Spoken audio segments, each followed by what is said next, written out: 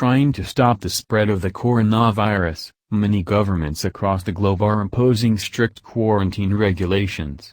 However, sitting within your four walls 24/7 can take a toll on any of us.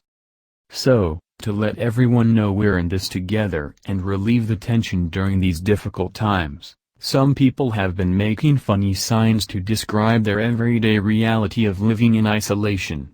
From birthday announcements to shopping requests, Bored Panda has collected some of the most amusing quarantine signs, showing that the pandemic hasn't destroyed our spirits yet. The coronavirus pandemic has caused many things to happen, some predictable, others not so much. European leaders have confined people at home and their approval ratings soared. Some right-wing politicians have temporarily socialized their national economies. And as the world faces arguably the worst global health crisis in 100 years, there's been a mass outpouring of jokes and general silliness. Even if we are scared, we're coping with our fears through laughter. According to Tom McTague, the why of humor has long been a mystery. For ancient Greek philosophers such as Plato and Aristotle, it was a dangerous phenomenon, something that had the potential to undermine authority and the good order of society. Laughing at those in charge was a serious issue then, and still remains the case in more autocratic parts of the world. Today, in democratic societies, we know the importance of mocking those with power, and we celebrate it.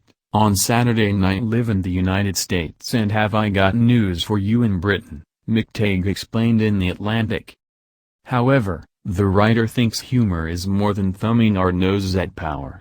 It is slapstick as much as satire, a man hitting another man with a frying pan, Kevin McAllister terrorizing Harry and Marv, Ross, Rachel and Chandler struggling to get a sofa up the stairs to Ross's apartment. The late Robert R. Provini, a professor at the University of Maryland who was of the world's leading experts on laughter, said that laughter was our way of bonding.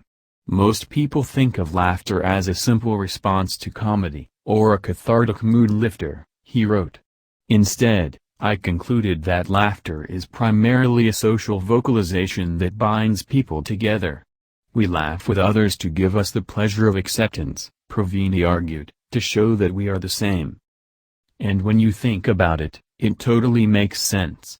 Professor Naomi Eisenberger, a social psychologist at UCLA known for her research on how the brain behaves when it experiences social rejection and disconnect, told BBC that our current situation, with billions of people cut off from their normal lives, is unprecedented.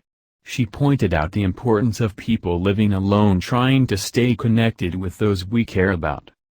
Professor Stephanie Cacioppo, an expert in behavioral neuroscience and psychiatry at the University of Chicago, added that adjusting our mindset and expectations is key to avoiding feelings of loneliness. Right now you live alone. And right now you have no choice. So you can either scream all day long nor make the most of it, Dr. Cacioppo said. Which is precisely what these people are doing through their signs.